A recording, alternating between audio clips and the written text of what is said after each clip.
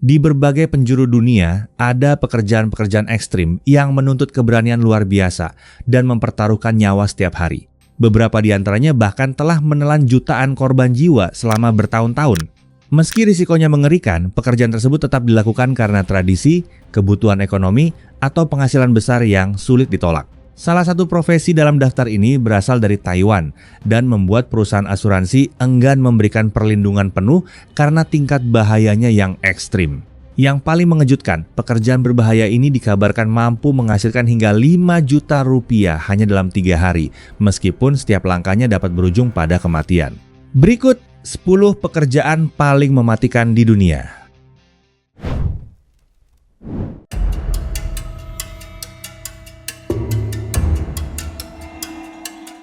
Data dari Bureau of Labor Statistics menunjukkan bahwa antara tahun 2011 hingga 2017, penyelam komersial di Amerika Serikat mengalami ribuan kecelakaan kerja dan puluhan kematian. Angka tersebut menggambarkan betapa berbahayanya penyelaman saturasi, salah satu pekerjaan bawah laut paling ekstrim di dunia.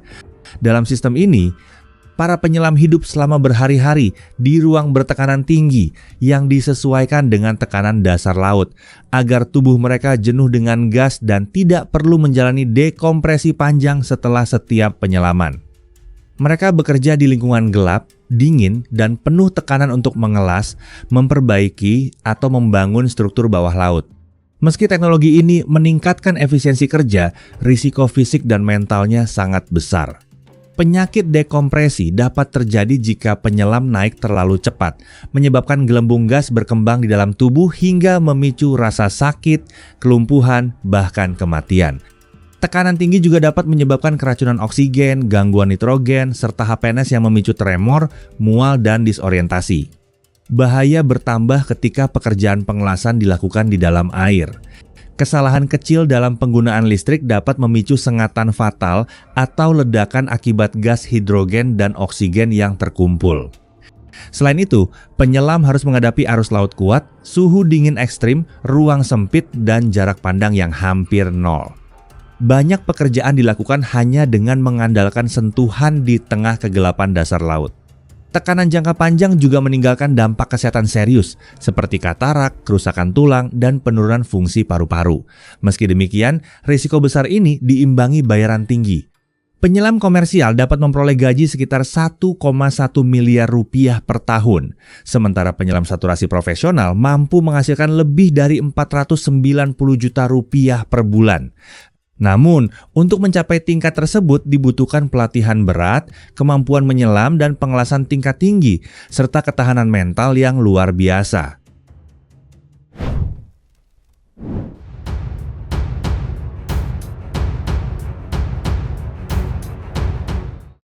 Sekitar 800 juta orang hidup dalam bayang-bayang gunung berapi aktif, menjadikan peran pemantau vulkanik sangat krusial. Mereka bekerja di zona berbahaya, menghadapi ancaman gas beracun seperti sulfur dioksida dan hidrogen sulfida yang dapat merusak pernapasan. Selain resiko akut, paparan logam berat seperti merkuri dan arsenik menjadi bahaya jangka panjang yang mengintai kesehatan mereka. Medan vulkanik yang tidak stabil, dengan tanah berongga yang mudah runtuh dan ancaman longsoran batu, menuntut kewaspadaan tinggi. Saat letusan terjadi, suhu ekstrim dan aliran piroklastik yang melaju lebih dari 100 km per jam dapat menguapkan kehidupan seketika. Tercatat sejak 1975, sekitar 30 ahli vulkanologi gugur dalam tugas akibat ledakan dan gas. Meskipun teknologi drone dan satelit telah berkembang, kehadiran fisik di lokasi tetap tak tergantikan untuk mendengar denyut gunung. Dengan perlengkapan standar seperti masker, helm, dan radio, para pejuang sains ini bertaruh nyawa di daerah terpencil. Meski imbalan finansialnya mungkin tak sebanding, seringkali hanya bernilai puluhan juta rupiah, dedikasi mereka adalah garis pertahanan utama bagi keselamatan jutaan nyawa.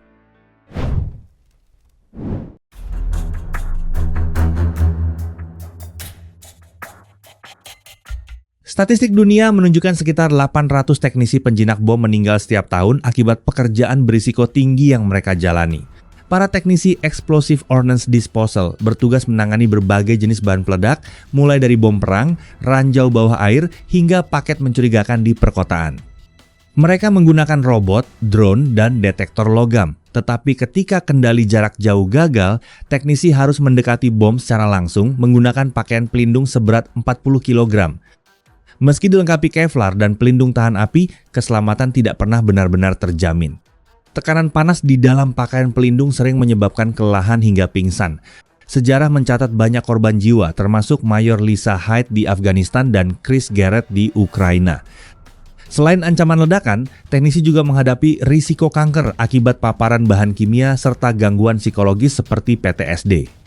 Meski berbahaya, profesi ini menawarkan pendapatan tinggi yang dapat mencapai 950 juta rupiah per tahun bagi teknisi berpengalaman dengan pelatihan khusus dan kemampuan ekstrim.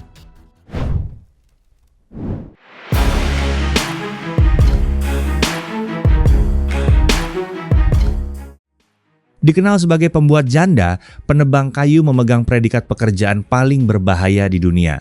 Di Amerika Serikat, tingkat kematian profesi ini mencapai 98,9 per 100 ribu pekerja, jauh melampaui rata-rata nasional. Statistik menunjukkan bahwa penebang kayu puluhan kali lebih mungkin meninggal di tempat kerja dibandingkan profesi biasa akibat hantaman kayu maupun kecelakaan mesin.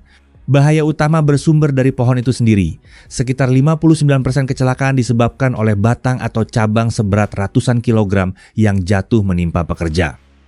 Selain itu, medan pegunungan yang terjal, lumpur licin, dan cuaca buruk memperburuk risiko. Bekerja di lokasi terpencil dengan sinyal lemah membuat proses penyelamatan menjadi sangat lambat. Kesalahan sekecil apapun, seperti tergelincir saat hujan lebat, bisa berakibat fatal tanpa bantuan medis segera. Meski teknologi mesin penebang kini makin canggih, risiko tidak lantas hilang. Mesin seberat bertonton justru menciptakan ancaman baru jika lepas kendali. Bagi para pekerja hutan, setiap hari adalah pertaruhan nyawa melawan ketidakpastian alam yang tidak bisa sepenuhnya dijinakkan oleh standar keselamatan kerja manapun.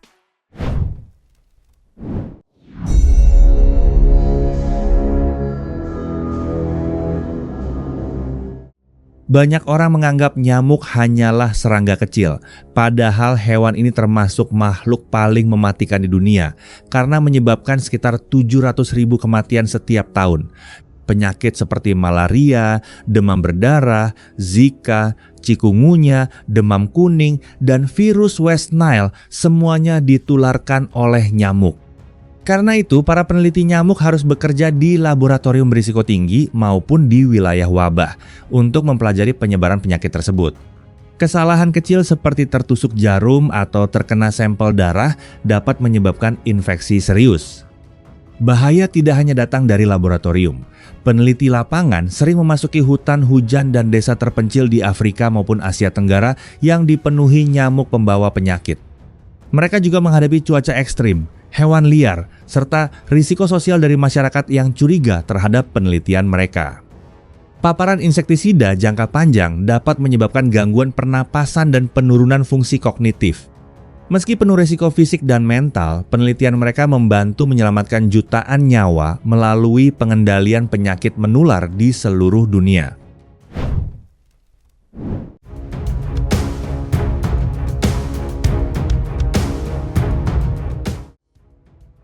Munculnya perusahaan militer swasta seperti Blackwater, kini bagian dari Constellus Holdings, mengubah wajah geopolitik pasca Perang Dingin. Didirikan mantan Navy SEAL, perusahaan ini berkembang pesat di Irak dan Afghanistan. Meski markasnya mungkin berjarak ribuan kilometer dari zona aman, para kontraktornya beroperasi di titik api seperti Fallujah dan Baghdad, di mana penyergapan mematikan bisa terjadi kapan saja. Motivasi utama menjadi tentara bayaran adalah penghasilan fantastis, seringkali 10 kali lipat gaji pasukan reguler. Jika tentara biasa mendapat upah standar, personel PMC bisa membawa pulang ratusan juta hingga miliaran rupiah per kontrak. Namun, bayaran tinggi ini ditebus dengan resiko nyawa tanpa dukungan medis atau hukum yang pasti. Insiden lapangan Nisar 2007 yang menewaskan 17 warga sipil mengungkap betapa berbahayanya operasi di zona abu-abu hukum. Meskipun pemerintah menggunakan PMC untuk menekan biaya politik dan menutupi kekurangan pasukan, keberadaan mereka justru mengaburkan garis antara militer resmi dan milisi swasta. Tanpa pengawasan ketat, eksistensi mereka tetap menjadi ancaman bagi diplomasi internasional dan stabilitas jangka panjang pasca perang.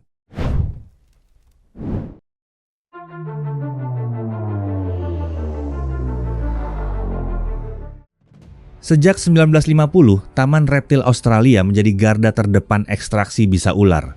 Dengan 250 ular berbisa, mereka menyelamatkan 300 nyawa tiap tahun.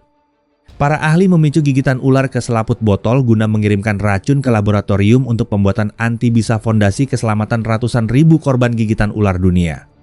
Di India, Koperasi Irula memasok kebutuhan nasional demi menopang kesehatan publik. Namun, pekerjaan ini sangat mematikan.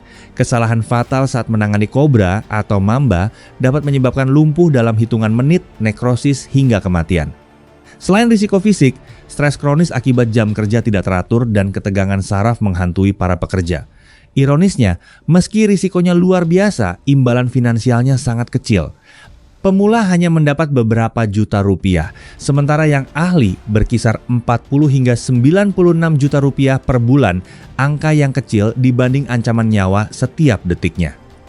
Meski ilmuwan mulai meneliti anti-toksin sintetis dan anti-bisa spektrum luas untuk mengurangi ketergantungan pada metode manual, peran para pengambil bisa tetap penting.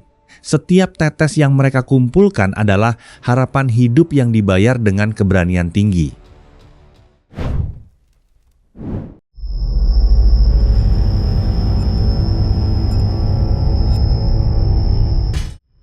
Di balik perkembangan energi angin sebagai sumber listrik ramah lingkungan, terdapat para teknisi turbin angin yang bekerja dalam kondisi sangat berbahaya. Mereka bertugas memeriksa dan memperbaiki turbin raksasa yang tingginya mencapai 70 hingga 120 meter bahkan lebih. Untuk mencapai puncak turbin, teknisi harus memanjat tangga vertikal sempit atau menggunakan lift sederhana sebelum bekerja di area nasel dan bilah turbin yang berada jauh di atas tanah. Risiko jatuh selalu mengintai, dan satu kesalahan kecil pada tali pengaman dapat berakibat fatal. Bahaya semakin besar karena ladang angin umumnya berada di pantai, pegunungan, atau gurun dengan cuaca ekstrim. Angin kencang, hujan, salju, dan sambaran petir membuat pekerjaan menjadi lebih berisiko. Di dalam turbin, teknisi menghadapi tegangan listrik tinggi, percikan api, kebakaran, hingga ledakan. Kelelahan akibat memanjat dan bekerja berjam-jam juga meningkatkan kemungkinan kecelakaan. Meski berbagai pelatihan keselamatan telah diterapkan, profesi ini tetap menuntut kewaspadaan dan keberanian luar biasa setiap hari.